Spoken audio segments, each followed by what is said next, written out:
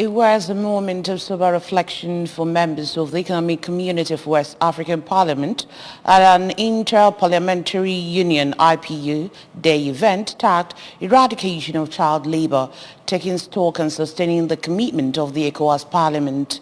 The parliamentarians were charged to go beyond their political gains and think widely on the ways of securing the next generation as they represent the world's future. Our Abuja correspondent Ekwe has details.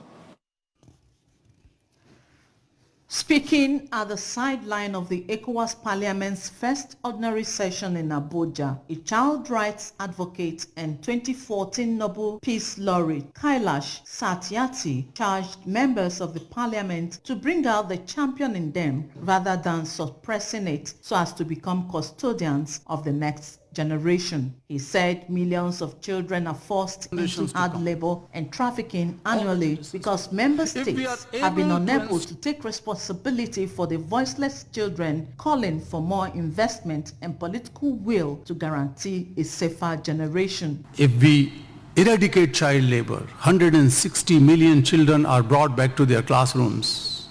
That means we are going to create 160 million jobs, additional jobs, perhaps many more jobs. So why don't we invest in that? So my first proposition, invest in our children.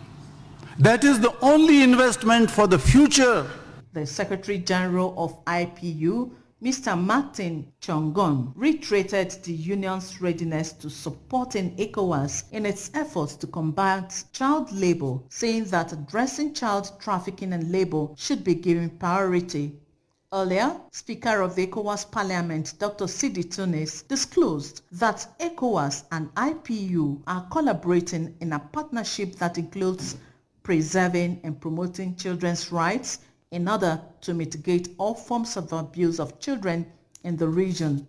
Dr. Tunis, who was represented by the second Deputy Speaker of the Parliament, Bakri Chabo, noted that not all functions performed by children can be described as hard labor, but that since the inauguration of the 5th legislature, concerted efforts by IPU and partners on child labor, children's rights were being strengthened. The sub-Saharan region has in the recent times been facing challenges of child labor and trafficking, terrorism, banditry, kidnapping and poverty owing to the illegal possession of firearms and light weapons. This, the United Nations Children's Fund, UNICEF says, accounts for the 200 million out-of-school children.